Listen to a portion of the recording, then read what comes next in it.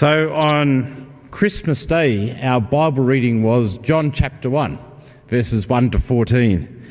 And I said this was the beginning of nearly 3 months worth of working through the Gospel of John. So each Sunday we're going to hear a little bit more of the story of Jesus from John's perspective. And since Christmas Day, we've had both Kevin and Daniel preach on John. Kevin's done a couple from the beginning parts of the ending part of John chapter 1 and the beginning part of John chapter 2. And Daniel explained the second half of John chapter 2, the wedding of Cana, last week, and talked a little bit about signs. And so this week we're up to the second part of John chapter 2, which is Jesus in the temple. But before we start to dig that apart, I thought it might be useful to take a step back and to do a larger sort of overview of the Gospel of John.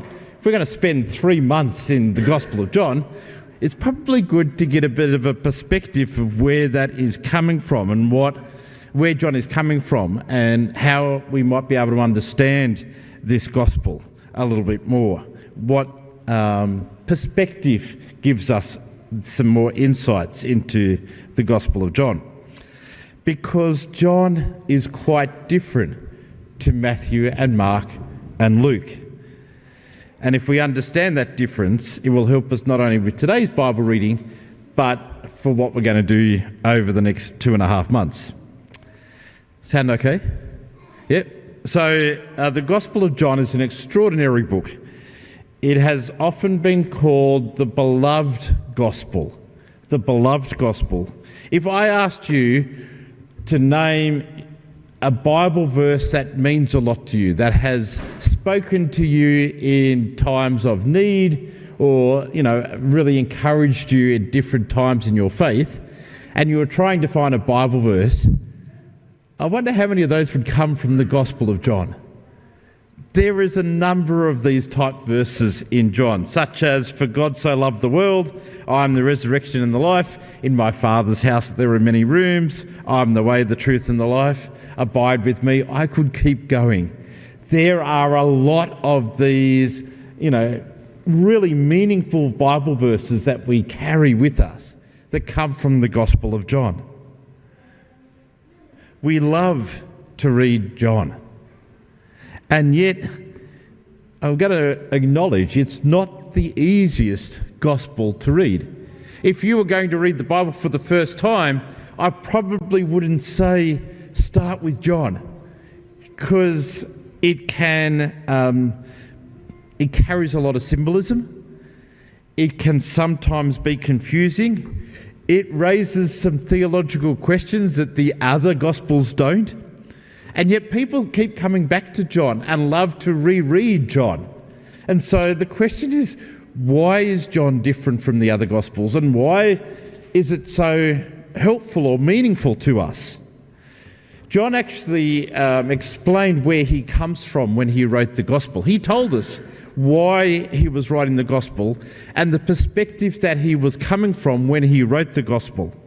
Near the end of his Gospel in John chapter 20, verse 32, he wrote these words. He said, "These things are written so that you may believe that Jesus is the Messiah, the Son of God, and that by believing you may have life in his name." It's really one of the key verses in understanding John, because this is what John's whole purpose was. He wants to write this down so that you believe Jesus is the one who's come to help us, is the Messiah. And that by understanding who Jesus is, we will find life. It's really important to have that in the back of your mind when we read John, because that is what John is trying to do. That belief is not just an idea, belief leads to life. Matthew, Mark and Luke also want you to understand who Jesus is, but they had a very different approach. They were wonderful historians and storytellers, and Luke says that when he wrote his gospel, carefully investigated everything and wrote an orderly account. That was his explanation of his approach. And so, like a good reporter or a bunch of reporters, Matthew, Mark and Luke basically said, this is what happened. This is what Jesus did. This is what Jesus said. This is how the people responded. They gave the facts. But John was coming from a different perspective. He is not primarily arranging events in chronological order or trying to get the facts clear. He is crafting a theological story. He uses imagery and symbolism and irony and repetition and drama so that we might see who Jesus is. That is his goal. Let me see if I can explain this by using an illustration. Let me just read out something. There once was a man who had no work. Because he was very hungry, he stole a sheep and ate it. The owner of a sheep and several policemen approached the man to confront him, but fearing the consequences, the man jumped into a nearby river and drowned. If you align that alongside the words for Waltzing Matilda, you can see the difference between Matthew, Mark and Luke and John. Matthew, Mark and Luke give you the facts. They tell you what happened. John crafts a narrative so that you can not only understand what happened, but he uses imagery and poetry and imagination so that you might experience the story. John isn't careless about the facts or careless about history, but his purpose is storytelling. That is what he is trying to do. He is less interested in simply telling you what happened and much more interested in helping us understand why it is happening or how the story reveals who Jesus is. Another unique insight into John's Gospel is that it's quite different from Matthew, Mark and Luke in the fact that 90% of John's Gospel is not in the other Gospels. So a lot of the stories that we would think are very, very popular, things like the wedding at Cana, Nicodemus, the woman at the well, the raising of Lazarus, they're not in the Gospels, the other three Gospels. They're only in John. The washing of the disciples' feet, the long farewell discourse, the breakfast on the beach after the resurrection. I could keep going. A lot of John is only in John. But there are a whole bunch of things that John leaves out that we think that should be in John. Things like Jesus' birth or the temptation or most of the parables. Jesus welcoming the children. They're not in John. John is very selective in the way that he approaches what goes into the gospel. He's very deliberate about that. And as I said before, he's not worried about chronological order either. If you just look at the first 6 chapters of John, Jesus is jumping all over the place, all over Israel. He goes from Galilee to Judea to Jerusalem to Samaria to back to Jerusalem and then back up north. It's all over the place. It's like transport is not that good back then. This is impossible for Jesus to be doing this, the next day. But it's almost like John going, don't think that this happened like, one after the other. I've put them in a different order so that you can understand who Jesus is. A good example of this is the miraculous catch of the fish. In Matthew, Mark and Luke, it all happens at the beginning of the Gospels, where Jesus is calling the disciples. In John, it happens after the resurrection. So what's happened here? Is there 2 miraculous catches of the fish? Well, maybe. I'm not saying there's not. But more likely it is that John wanted to put that story that happened in a different spot because he thinks it's got greater impact after the resurrection than when it possibly did happen, which was when Jesus called the disciples. maybe he's going, this is a great story to clearly proclaim that the risen Jesus is Lord, so I'm going to put it after the resurrection. And then we have today's reading, which is the cleansing of the temple. Once again, the three other Gospels have the cleansing of the temple happening in Holy Week. It's part of that narrative that led to people being so angry with Jesus that they crucified him. John has it right at the very beginning of his Gospel. Once again, is it just because it happened twice, Jesus cleansed the temple twice? Or is it just John not being particularly worried about chronological order, but rather shaping a narrative to help us understand that Jesus is the Messiah? Is this sort of making sense? I sort of skipped over one before. I should have gone back. That John's Gospel was written much later than the other Gospels as well. So the Matthew, Mark and Luke were written about 30 years after Jesus, about 60 AD. John was written about 80 to 90, about another 20 or 30 years later than Matthew, Mark and Luke, which is also helpful in our understanding. But using all of this, how does this mean that we approach a Bible reading like today? Well, let's try it. Let's jump into John chapter 2 and see what insights we can get out of it. Jesus goes up to Jerusalem for Passover, enters the temple courts where he finds animals for sale, money changers at their tables. There's all the sheep, cattle and doves, coins being exchanged, and Jesus makes a whip and drives the animals out, overturns tables and scatters coins. Why? Why did Jesus do this? Once again, interesting that the other three Gospels give an answer to that question of why, which is not the same as John. If you read Matthew, Mark and Luke, they talk about how the temple has been made a den of robbers or a den of thieves, that there is corruption in this. And that's what Jesus is arguing against, the corruption of the animal sellers and the money changers. But Jesus in John's Gospel uses a different phrase. He says, get these out of here. Stop turning my Father's house into a market. It seems to be less about corruption or ripping people off, but rather there's something happening here which is not helpful for worship.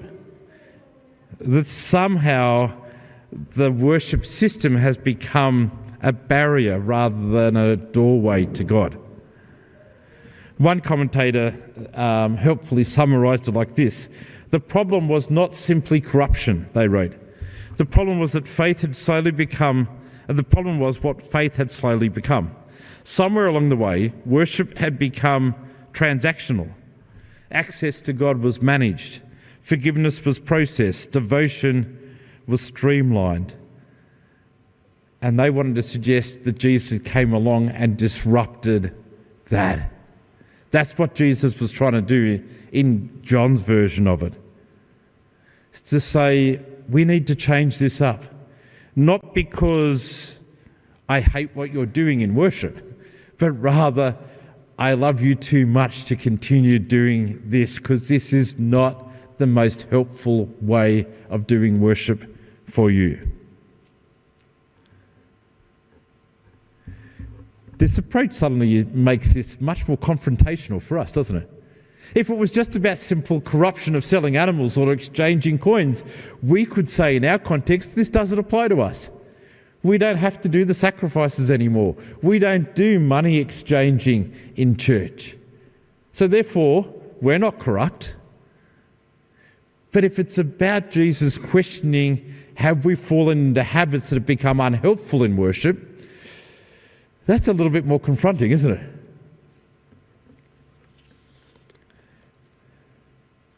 Isn't this one of the issues that got raised in our mission planning process last year?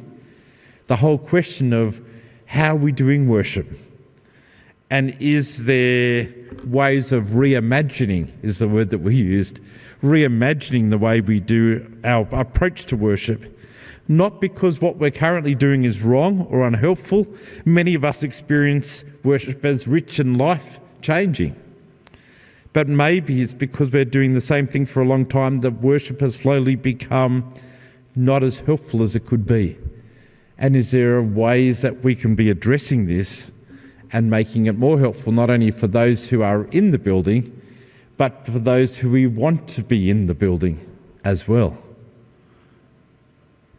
I don't know, if Jesus walked into one of our worship services, he might not be overturning tables or driving out animals, but I wonder whether Jesus still might bring that level of disruption to our worship, wanting to push against the status quo or question why we do things. Because Jesus is a disruptor, not because Jesus likes chaos, but because Jesus wants us to make sure that we are centered, our worship, on God, on what it's meant to be. And maybe this is why John has put this story at the beginning. I forgot to use the analogy at the beginning, that it's almost like John has got all the stories in front of him.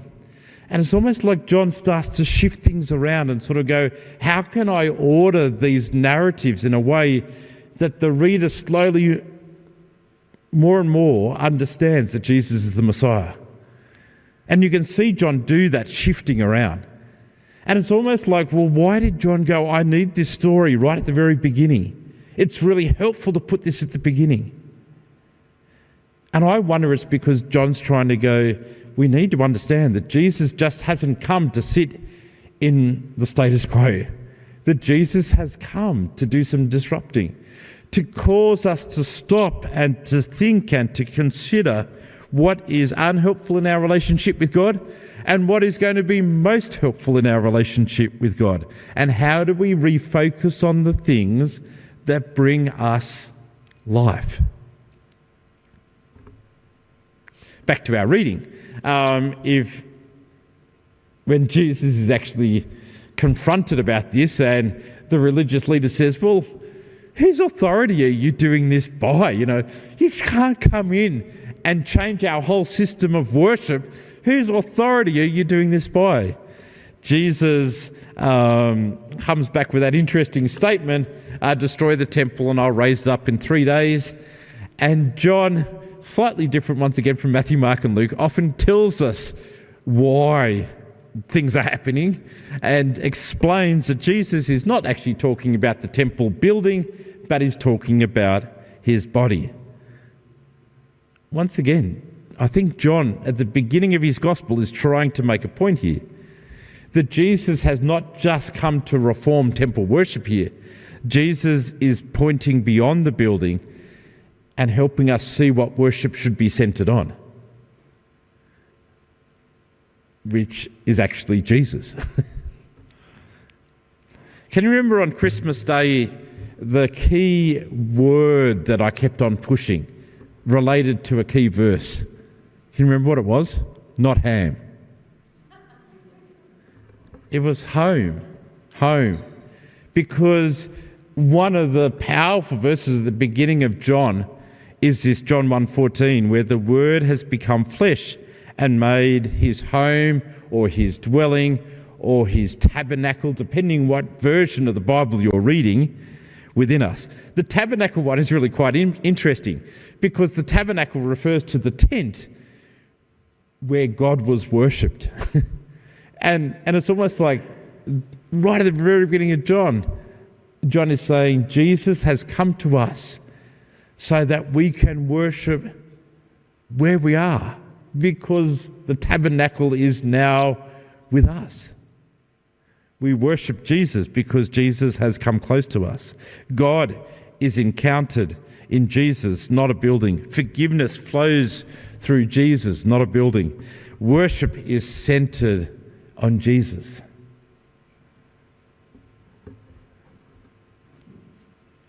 I just find this interesting that, John is trying to help us, not by improving religion, but almost making sure that we are focused on what is most important, on how we meet God. And we meet God through Jesus.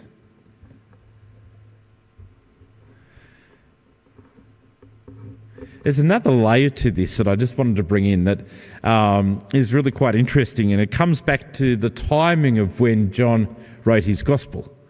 When Matthew, Mark and Luke wrote their gospel, they wrote it in around 60, the late 50s, early 60s AD. The temple was still there at that point.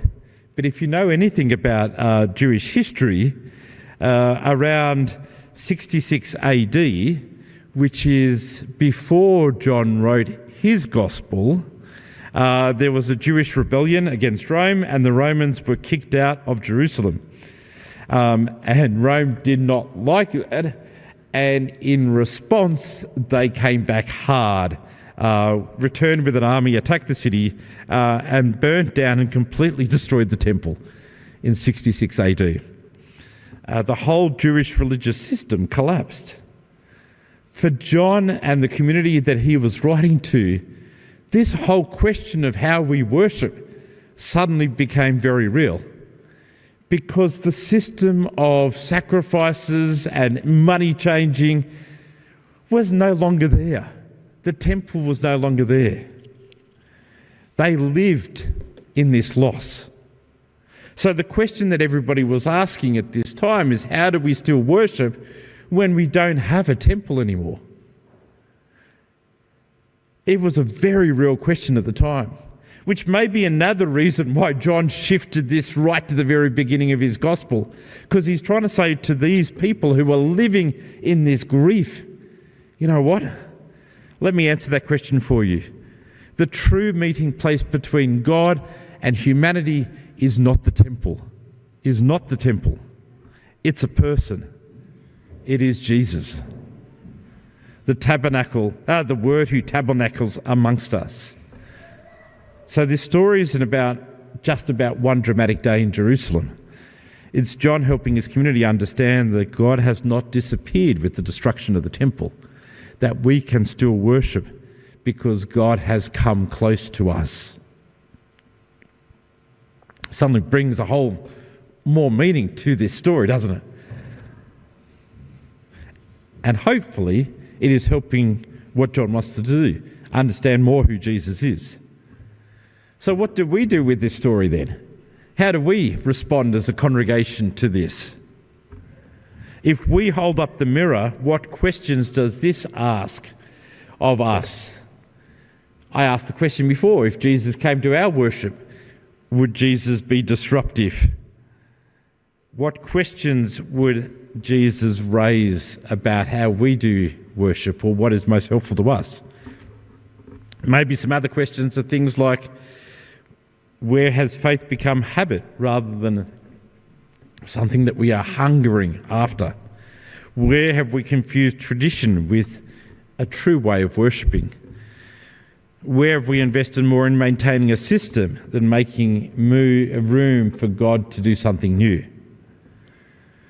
Where might Jesus be inviting us to trust rather than to rest in the certainty of what we know? So I said before that Jesus is a disruptor. It's one of the things that we discover about Jesus in John, not just in this passage, but in a number of passages, that Jesus is a disruptor. And I have the feeling that this year, I don't know, just as I was writing it, this year could be a time of disruption. It just feels that the world that we live in and where we find ourselves as a church, there could be some disrupting. Not because Jesus is angry and wants to come in and overturn tables and say you've got it all wrong, but rather saying, let's refocus ourselves on what's going to be most helpful moving forward. Maybe Jesus is saying, I love you too much to just let you leave things the way they are. Remember the verse I put up at the beginning of why John wrote the gospel? So that we might believe that Jesus is the Messiah. Can anybody remember the last part of that verse? So that by believing we might have life, which is the other key thing that John is about. That maybe we are being invited to let go of some things to make room for the new things that God is doing, so that we might experience life in Jesus' name. So maybe the question that John leaves us is not, will Jesus disrupt? But rather, the question is, are we willing to trust and follow Jesus when he does? Amen.